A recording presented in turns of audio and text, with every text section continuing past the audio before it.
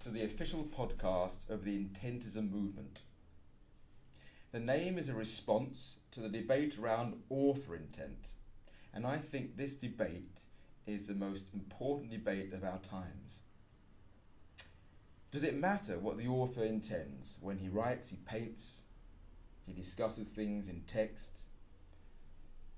Intentists are writers, we're poets, we're artists, we're photographers, we're actors, we're philosophers, but we all share one belief. We all believe that all meaning is the imperfect outworking of our intention. I'll say it again. All meaning is the imperfect outworking of intention. And I'll unpack this a little bit later on, because there are some parts of that might be a little bit confusing. But we want to say that the bridge between the intention in the mind and its outworking is a valid one and should not be discounted for many reasons, including some ethical and moral considerations. Let me give you an example from real life. Two analogous events. After a violent altercation, two men in Glasgow run over a 39-year-old man, leaving him for dead. An OAP fails to see a pedestrian and knocks him down. A man incensed over unrequited love tracks down the object of his desires and shoots her dead. A woman from Cape Town shoots and kills her attacker during an attempted rape. All real events, all tragic events, but should they be treated equally terrible? In law, distinctions are made on the perpetrator's intentions, and they were made in these four instances. Intention is important in law, and we believe it's important in the humanities, in the arts, in written texts, in essays. We maintain further that killing intention and the demise of the author can leave art anemic and leave it indifferent. And we believe a lot of that has been seen recently in the art world. We write about theory and we create artworks. We have various painters, various photographers, various poets. We have a filmmaking arm, and we also have philosophers in some of the most well-known institutions. We have debated and discussed this in some of the main academic institutions in the world. We've had a panel debate several years ago at the Royal College of Art. We've interviewed very many people from all areas in this spectrum, including Noam Chomsky, the very famous linguistic professor of MIT. It's time in our eyes to resurrect the author. My name is Vittorio Pelosi, and I'm the founder and host of this show. The Intentists have a website at www.intentism.org. Please check it out. We've written many books that you can get from Amazon and from other websites and bookshops. We've got videos, well over 200 videos on YouTube, including over 50 Intentist Bites, which are short snippets of our theory, no more than 2 minutes long. Very accessible, very easy to understand, going through the vast majority of the ideas behind the movement. And we've held several exhibitions. We've campaigned and protested and held demonstrations. We held a demonstration outside Tate Modern a few years ago and got forcibly removed when we were not inciting any violence at all. That is on YouTube as well. Secondly, why have a podcast now? Well, the main reason is we want to keep you abreast of everything related to intentionalism. That could be intentionalism in the news, things that relate to why intention and authorship matters. It could be related to theory, past and present theory, that echo in what's going on today. But we also want to have interviews and share some of the exciting, amazing Intentist art that we're creating at the moment. The format of the show, there'll be 4 segments. The first one is, Can I Have Your Intention, Please? And that will keep you abreast of intention in the news. And there's a lot of it. Secondly, Critical Corner. And that will be a short spot on the importance of critical thinking and theory in relationship to intentionalism. We'll look at all the major thinkers. We'll look at people like Wimsatt and Beardsley that wrote The Intentional Fallacy. We'll look at people like Roland Barthes, Michel Foucault and Jacques Derrida. And we'll discuss those theories and whether they shed light on the issues or whether we need to try and discuss where there are flaws in them. Thirdly, each show will have Practice Makes Imperfect. And Practice Makes Imperfect will look at examples of Intentist art and how Intentist art can be the imperfect manifestation of the artist's intention, sufficient enough for the intention to be a valid part of the puzzle in understanding the artist's work. It sounds relatively simple and not controversial, but it really is. We contacted a few years ago well over 90 art critics in England and elsewhere talking about our art theory, and every one of them was hostile that contacted us. Many didn't, and you may think that it's something that would be what would be the acceptable norm, a status quo, but it isn't. And it has many very serious ramifications to do with an artist's freedom to be able to produce work and responsibility and accountability. Not just in the arts, but in communication, in how this world works, in how we understand each other. Lastly, Keep Watch, the 4th part of each show. Keep Watch will be a short teaser for the next podcast. So keep watching, keep listening. Let's kick off then. Can I have your intention, please?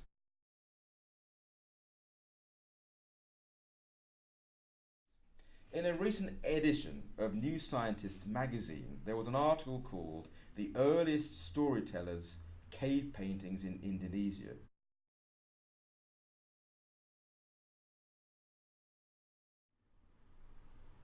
And in it, it was revealing ancient artists that were depicting imagined scenes 20,000 years earlier than was previously thought. Very interesting for a number of reasons. First of all, what was painted was from the imagination. So it wasn't just things they'd seen, it was thoughts. Thoughts that were evolved and articulate 20,000 years earlier than before. Things outside nature. And they were showing half human and half animal figures. The writer of the New Scientist magazine said that these figures gave a glimpse into the minds of the people who created them. Makes sense. What was particularly important was that the article concerned chiefly who the people were from Indonesia and what they meant in the work.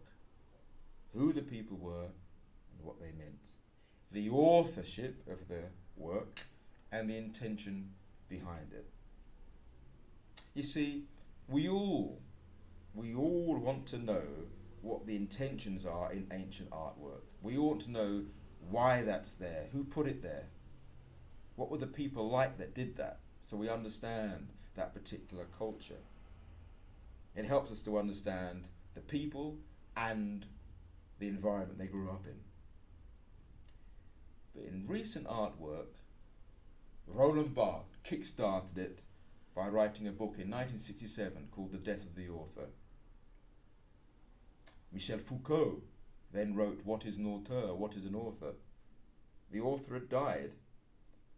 And in the modern art world, we're told we don't want to know about the author, we don't want to know his biography, we certainly don't want to know his intentions. So why are we so short-sighted that we think that people won't want to know the origin of our artwork in 1,000 years' time. We want to know it now for the people 20,000 years ago in Indonesia. Why don't we think people want to know about our artwork, our creative endeavours, what made us human 20,000 years from today? Saying our artwork is just equally valid for people to come and have a look at it and have subjective interpretations are all sufficiently okay. There's no wrong interpretation. You're not interested in the author, you're not interested in the background, the mind of the author, the intentions, the period that he was working in. I think that that will not be adequate for the viewers in the future. I think it will be unjust for our future descendants and short-sighted as artists ourselves, because artwork is primarily a creative external gesture to the world. You see, we all have thoughts, we all create things, and they are chiefly internal. The majority of our thoughts stay there. But sometimes we externalize them. And sometimes we externalize them but we want to keep them secret. Maybe it might be some code words, like Samuel Pepys's diary was all in code. But then sometimes we want to show this to the world, and our external gesture to the world is made in a text, in a painting, in a photograph. It's human mind to the world of other human minds, a human gesture. And our ancestors will want to know, our descendants rather, will want to know what we were doing, why we were doing it, what made us tick. And I think it would be foolish to think they won't.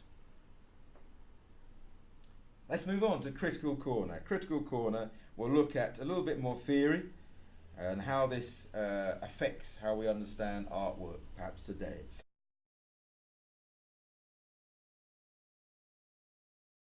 And in the New Scientist magazine, the same article, I just want to emphasize a little bit. The writer said that cave paintings give us a glimpse into the minds of the people who created the Indonesian art. And the expression "gives us a glimpse" is what I want to focus on now. It's very interesting. Gives us a glimpse of the minds of those who created the Indonesian art. René Descartes, many, many years ago, spoke of the separation between the body and the mind. Cartesian Dualism, it came to be known. And it's been discussed ever since. How can we understand the mind truly? How can a body of work reveal a hidden mind? If it's hidden, it must remain hidden. As soon as an idea, an internal idea, is manifest in the world, and it's no longer mental, it's the work. So it has no relationship to the mind, it's only the work. The mind is always entirely internal, the work is always entirely external. So why link the two? It's confusing and it's impossible to get to. And maybe, by definition, it's not related to the mind because it's manifest in the world. So why not focus on the work we see? Secondly, related to this, how can we get to the mind anyway? The writer, the artist may be deceased, so you can't interview them. We can't ask them questions. Moreover, even if you could see their diaries, see their sketches, interview them specifically about their intentions, do they know what they were doing? Do we all understand ourselves entirely? Well, if René Descartes looked at the separation of mind and body, there was doubt in people's ideas and their minds related to how we understand our understanding and our mind, our hidden thought processes, for many people, but particularly most famously Freud in Dreams from 1900 and then from then onwards. There's a lot to say about this. Do we truly understand ourselves sufficiently to be able to explain our artwork, to understand what we're doing anyway? There are many intentist approaches to this because it is an important dilemma. We need to understand these things. If we don't understand these things, then we need to pack our bags. Intentists truly believe the answer is out there.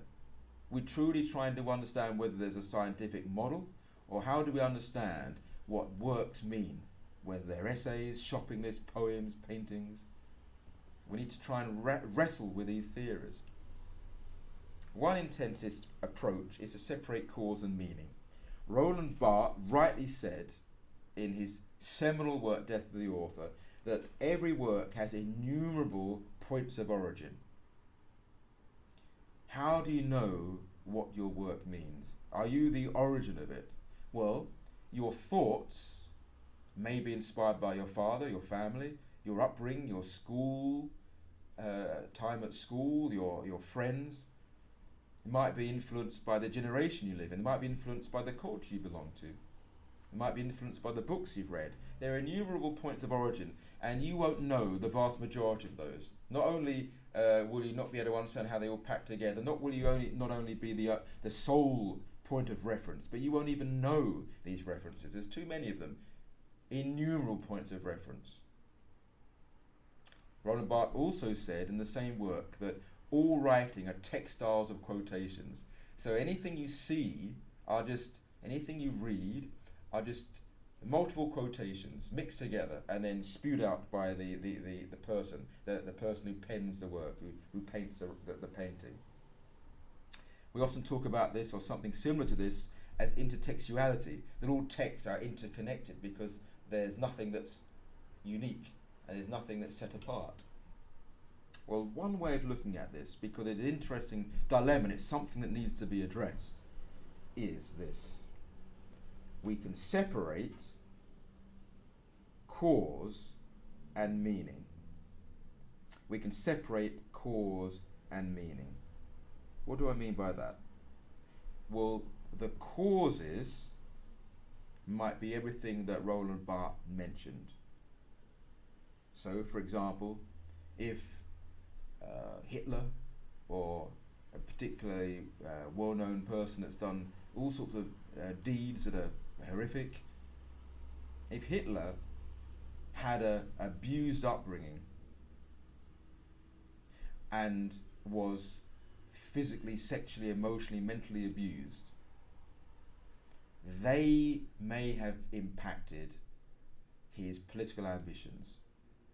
So you could say that maybe his ideas to rule Europe, even the final solution, his horrendous policies related to the Jewish question, maybe the causes of all of that were because of his upbringing. But Hitler identified an Aryan race. What was the meaning behind his ideas politically? The meaning was the outworking of his intention. That he believed in an Aryan race and he believed the Jews were not part of that. That would be the meaning. The causes behind the work would be separate and would include all the innumerable, mostly unconscious influences of his whole life. That's one way, and many intentists follow that. There are other ways, and many other artists and philosophers think about it in a different way.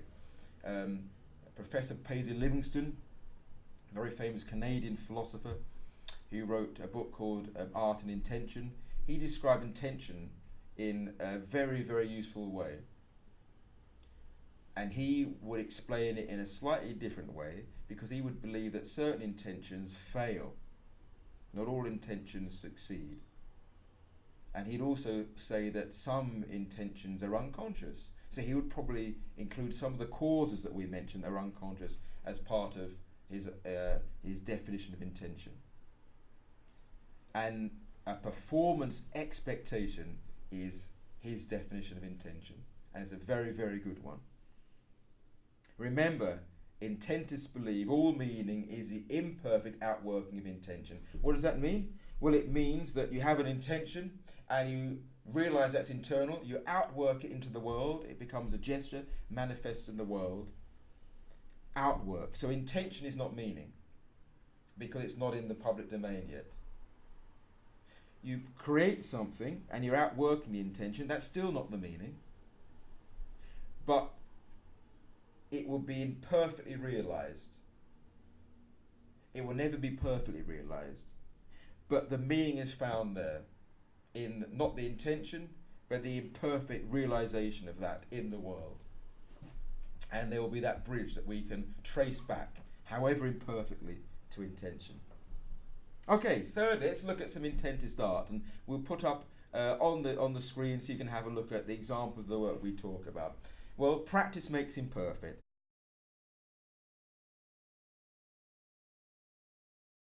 That's, as we were suggesting before, an example that all our work is the imperfect manifestation of our intention. Practice makes imperfect. What have we got this week for you? Well, a helpful example of what we are talking about with intention and cause. Let's give you something to help you with that, something concrete. Well, child's art. Let's think about children drawing for a moment or two. And let's think of a thought experiment. If you can imagine a child drawing a picture of his or her mother, but it looks like a monster. And the child says, "Here you go, mother, here is a lovely drawing of you." Now, what is the question of meaning? The epistemological question there. Is the drawing or the picture a monster, because it looks like a monster, or a mother? If the work's meaning is solely in the work, which would be influenced by the new critics, which we will look at in the future. The new critics said that meaning is in the work alone. And even if we could understand perfectly the intention of the author, that would not be valid and useful in understanding the meaning of the work. So if the meaning is in the work alone, surely we need to understand that the work is of a monster. If we maintain intention doesn't matter, the author is dead. So, in our thought experiment, would that be a valid interpretation? Should the mother say to the child, "That's not me. That's not me. Son or daughter, why are you saying that's of me? That's a monster." That would be the logical outworking of that position. Some people that follow intentionalism would have a somewhat similar understanding of that work to the new critics. They wouldn't say that the work is a sole place where meaning resides, but there are certain people that call themselves moderate intentionalists, and they would say that the intention can fail in a work. That intention to meaning bridge has been broken. That's a possibility. The intention matters, but here it's failed. Other intentists will say that the mother has every right to assume that this work is of her, and to say to her child, "Thank you son, thank you daughter, for drawing a picture of me." Maybe that child or that daughter will learn to draw better as she gets older, and in some ways their intentions will sit more closely with the work and how it appears and what it looks like. But for now, there's a big disparity. But nevertheless, the mother says, "I understand what you intended, and for me that's good enough. Thank you, son, thank you, daughter. That picture is of me." And there you go. That would be the separation of how we understand these things. That the outworking, even if it's imperfect, of the intention is the meaning. And it clearly was very imperfect. But the meaning is still valid. The bridge has still not been broken. There you go. There's an example of some intentist artwork that makes a point of what we've been talking about. Okay. Lastly then, thank you so much for joining us. Thank you so much for listening and watching, whether it's audio on the podcast or on YouTube. Keep watch coming up next time.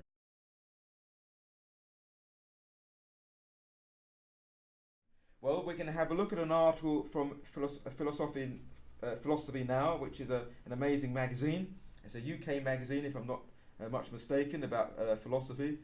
And in it, we'll be discussing Klein's understanding that his art meant the ecstasy of pure experience and the problems that this holds. If an artist like Klein said his artwork, the meaning of it is solely and simply and uniquely the ecstasy of pure experience, there are problems to that.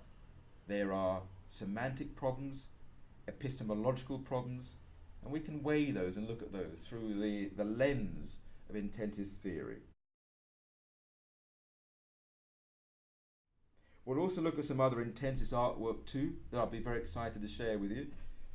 But that's it. That's the end of our first show. Thank you so much for tuning in.